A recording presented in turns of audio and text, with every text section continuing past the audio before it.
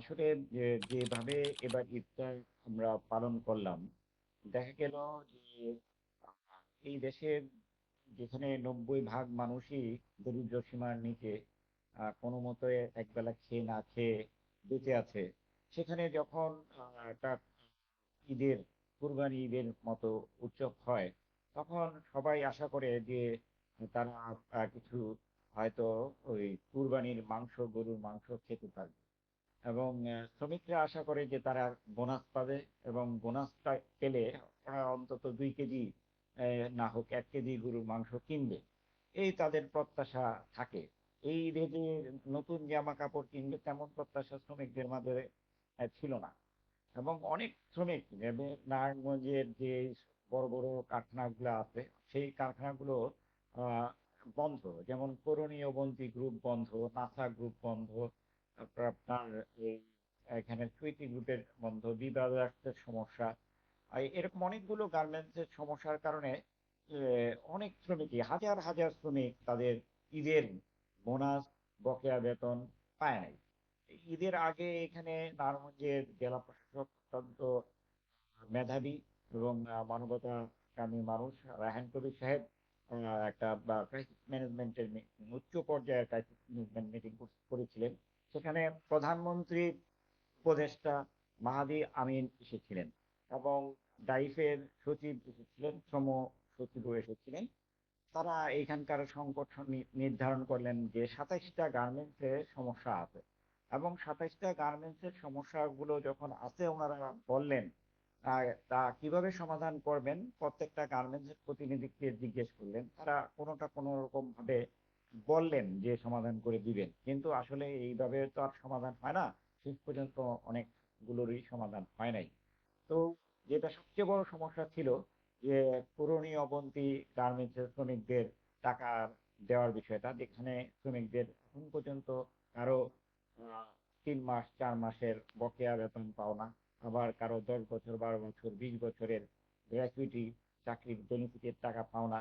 সেই টাকাগুলো কিভাবে পাবে, ঈদের আগে তাদের টাকাগুলো কিভাবে দিবে, এই প্রশ্নের উত্তরে মাহাদি আমিন সাহেব বলেছিলেন এখানকার যে বিকেএমই সভাপতি হাসান সাহেবকে, ভাই আপনি একাই পারেন ইচ্ছা করলে এই সংকটটা সমাধান করে দিতে। আপনি এই যে প্রণোদনার টাকা বা যে ইনসেনটিভ পাবেন, তার আগে বন্ধ কারখানার শ্রমিকদের টাকাগুলো আগে দিয়ে দেওয়ার ব্যবস্থা করবেন। তিনি এভাবে কিন্তু রিকোয়েস্ট করে গিয়েছিলেন। কিন্তু দুঃখের সাথে খেয়াল করলাম আমরা যে শ্রমিকরা, এই ফ্যাক্টরির কোনো শ্রমিকরা এই টাকা 1 টাকাও পায়নি। ফলে এই শ্রমিকরা কিন্তু ঈদ করতে পারে নাই, চোখের জলে তাদের ঈদ কাটতে হয়েছে। তা আমাদের দেশে যারা মুখে মুখে মানে শ্রমিকের পক্ষে কথা বলে, সেই সব অনেক অতি বিপ্লবীরা আহ, আমরা সকলকে নিয়ে ঈদের আগেই এই জন্য জোরালো আন্দোলন করেছিলেন। কিন্তু 6-7টা হাতে গোনা সংগঠন ছাড়া অনেক সংগঠনই সেই আন্দোলনে অংশগ্রহণ করে নাই। আম, আ- এরপরেও আমরা আশায় ছিলাম, যেহেতু মাহাদি আমিন সাহেব বলেছেন শ্রমিকদের টাকার ব্যবস্থা হবে, তো আমাদের সেই রক্ষাটা কিন্তু হবে। কিন্তু আমরা এখনো আশায় আছি যে খনিয়বন্তী গার্মেন্টসের যে শ্রমিকরা তাদের টাকাগুলো পাবে। এবং দেশের সার্বিক পরিস্থিতিতে যে পরিস্থিতি এখন বজায় এ, রয়েছে, সেখানে জিনিসপত্রের দাম তেলের বাজারের সাথে বৃদ্ধি পাওয়ার কারণে জিনিসপত্রের দাম কিন্তু বেড়ে গিয়ে সাধারণ মানুষের হাতের নাগালের বাইরে চলে গেছে। জীবনে একটা নাভিশ্বাস হয়ে উঠেছে। ফলে মানুষ বেঁচে থাকার জন্য, যেহেতু ম্যাক্সিমাম মানুষ বেকার হয়ে গেছে, তাই কেউ অটো চালাচ্ছে, কেউ হকারি করছে। আবার নারায়ণগঞ্জ শহরে হকারদের উচ্ছেদ করা হয়েছে। আবার কিছু লোক এই কথাকে মোটিভেটেড করে হকারদের বসিয়ে দিচ্ছে।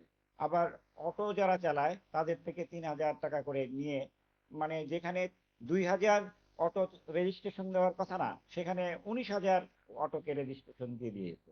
মানে অনিয়ম দুর্নীতি এর স্বর্গরাজ্যে পরিণত হয়েছে। এখানকার যে কলকারখানা পরিদর্শন অধিদপ্তর আছে, সেটা প্রায় 6 বছর যাবৎ ওনারা সেই আজমিরি ওসমানের আমল থেকে, এই সেই সব গডফাদারের আমল থেকে তারা আছেন। তারা এখনো বহাল তবিয়তে তাদের সাম্রাজ্য বিস্তার করে চলছেন, এবং 40টা তাদের সনদ দিতে হয়। লাইসেন্স দিতে হয়। এই 40টা লাইসেন্সের প্রত্যেকটার থেকেই তারা কোনোটার থেকে 10%, কোনোটার থেকে 20%, কোনোটার থেকে 50% কমিশন নিয়ে মালিকদেরও হয়রানি করতেছে। এবং তারা নিষেধ করে শ্রমিকরা যাতে কলকারখানা পরিদর্শন অধিদপ্তরের মহাপরিচালক রুমে না আসে, ওই রিসিপশন পর্যন্ত তারা যেতে পারবে। এবং ওইখানকার যে উপমহাপরিচালক রাজীব চন্দ্র ঘোষ, এখানকার কমিউনিস্ট পার্টির সেক্রেটারি, এবং এখানকার আহ, খুব উদীয়মান একজন শ্রমিক নেতা শাহিন, ওনাকে বলেছে আমার রুমে আমি শ্রমিক নেতাদের ঢুকতে দেব না, এমন আইন করব। এবং তারা তার প্রতিবাদ করেছিলেন তখনই। এবং এই যে এই এই এত বড় উদ্ধশ্বাস ওরা দেখানোর পর আইএলও সেক্রেটারি জেনারেল শাকিল সাহেব, উনি তাকে সরাসরি ফোন করেছেন যে আপনি কিভাবে বলেন যে কলকারখানা অধিদপ্তরের শ্রমিক নেতারা ঢুকতে পারবে না। তখন বলছে যে এটা আমি বলি নাই, উনি মিথ্যা কথা বলেছেন। উনি একই কথা পাল্টাই দিচ্ছেন।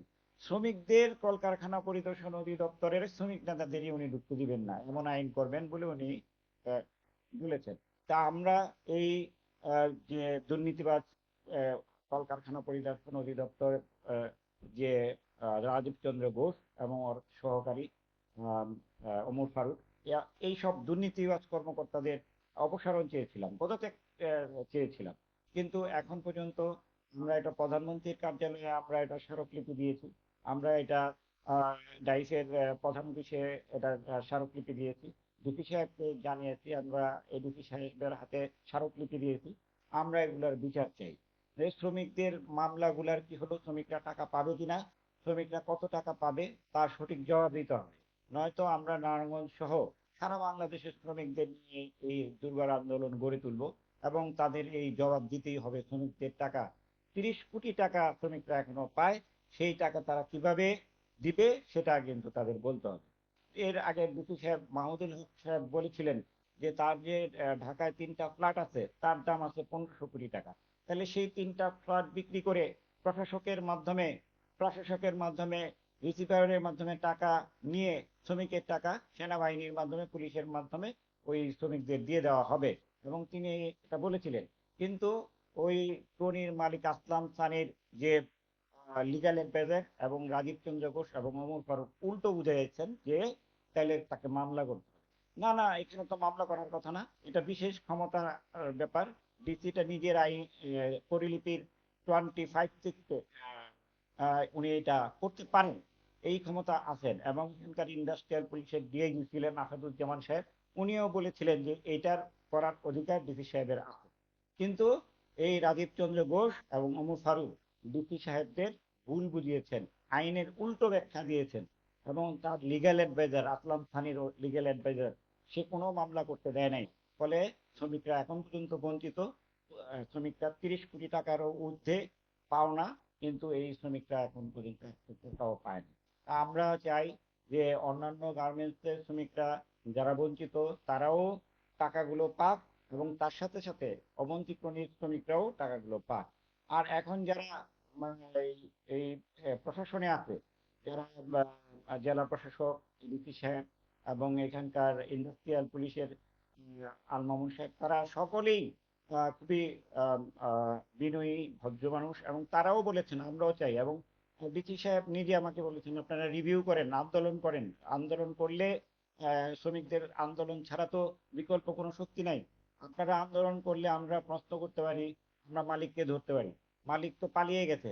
তখন আমরা বললাম না, মালিক পালায় নাই, মালিক এখন বাংলাদেশে অবস্থান আছে। সে সকালবেলা সিঙ্গাপুর যায়, আবার বিকালবেলা বাংলাদেশে চলে আসে।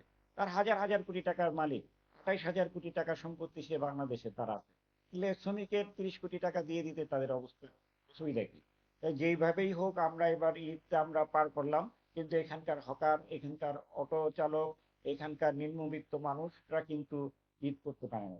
যেভাবে আমরা জেলা প্রশাসক সহ সিটি প্রশাসকের বলেছিলাম যে আপনারা আলাদা করে অন্তত গরুর মাংসের ব্যবস্থা করে দেন।